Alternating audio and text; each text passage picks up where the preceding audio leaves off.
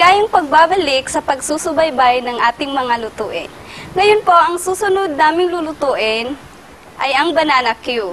Kung saan, ang banana Q ay matatagpuan lang dito sa Pilipinas. Okay. So, ang kinakailangan natin ay ang banana, sugar, or asukal, at saka mantika. Ang una po natin gagawin ay hihiwain po natin babalatan natin yung saging.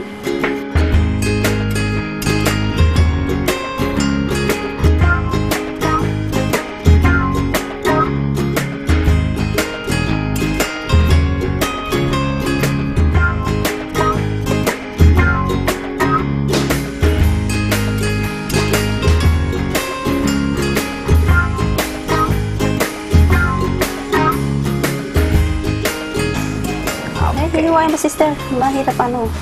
Yan.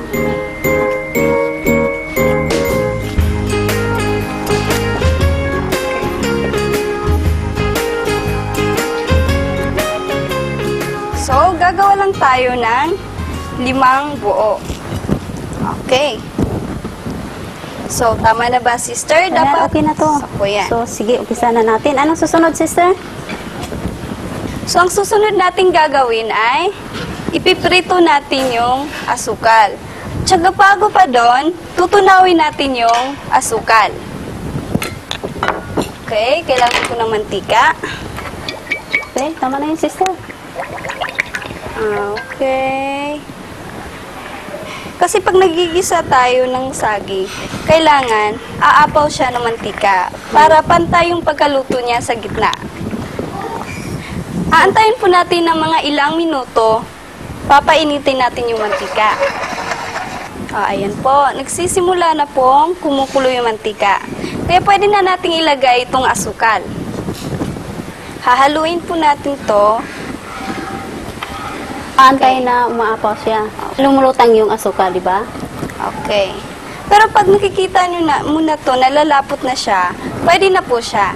Kasi pag tayo po ay nagtutunaw po ng asukal, kailangan po natin siyang imimix palagi para hindi po siya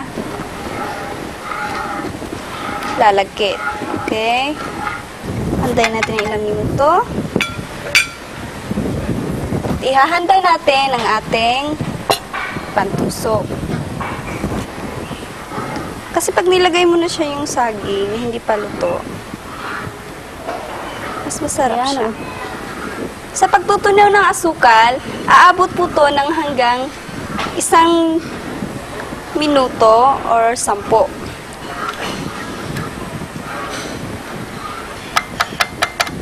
Aantayin po natin kasi medyo matatagalan pa po siya. Okay na, sister. Lumulutang na yung asukal. Pwede na nating ilagay. Oh.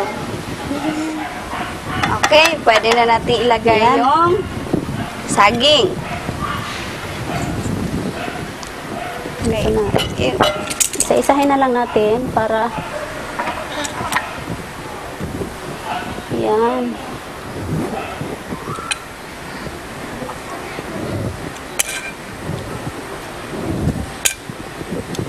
Ayan, tamang-tama lang po siya.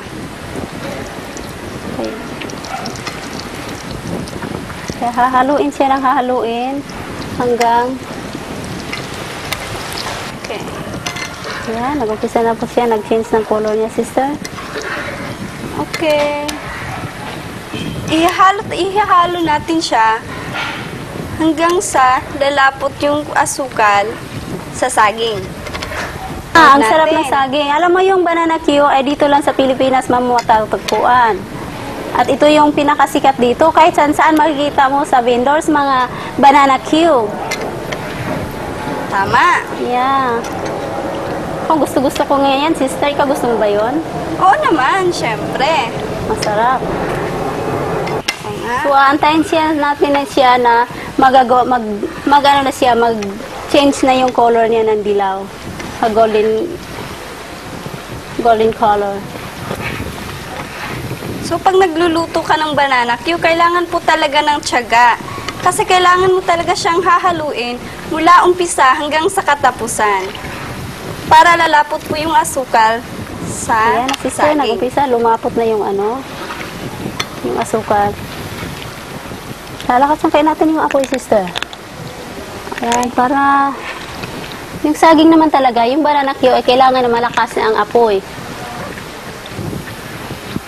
Okay.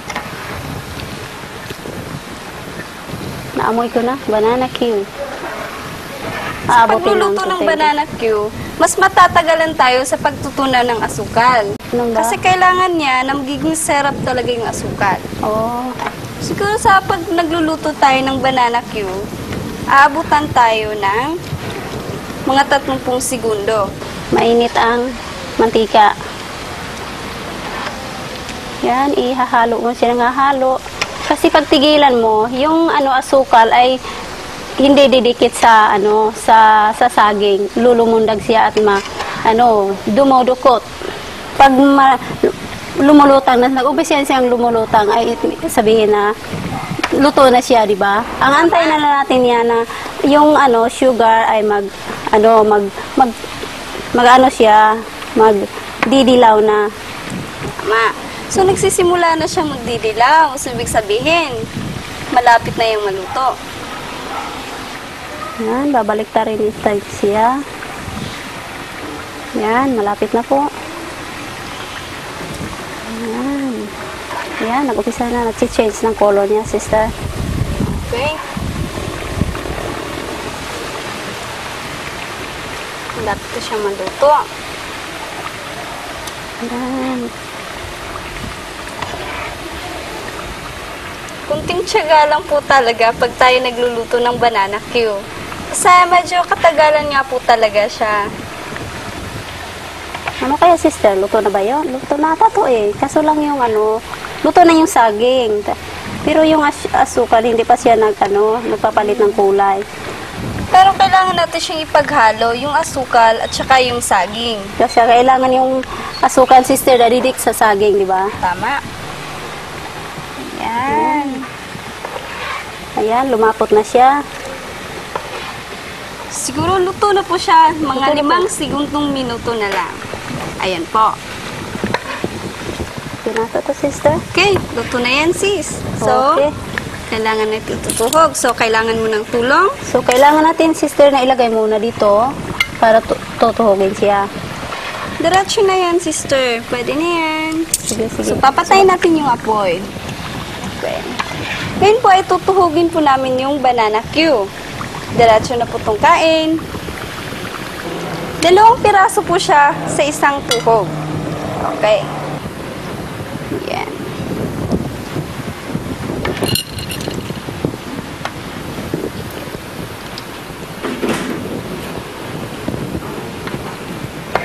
Ayan.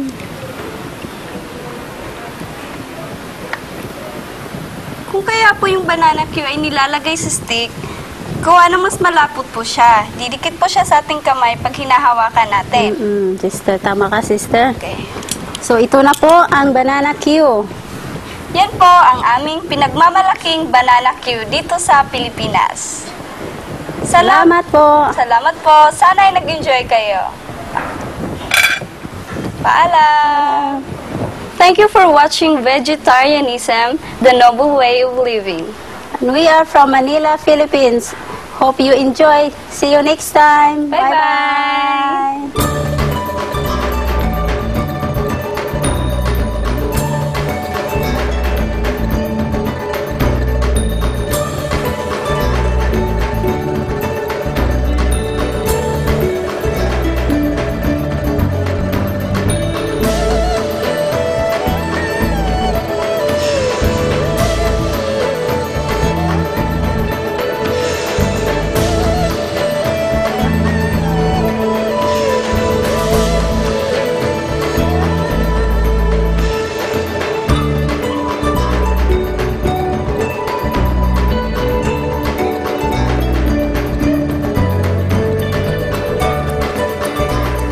For more details, please visit www.suprememastertv.com/VEG.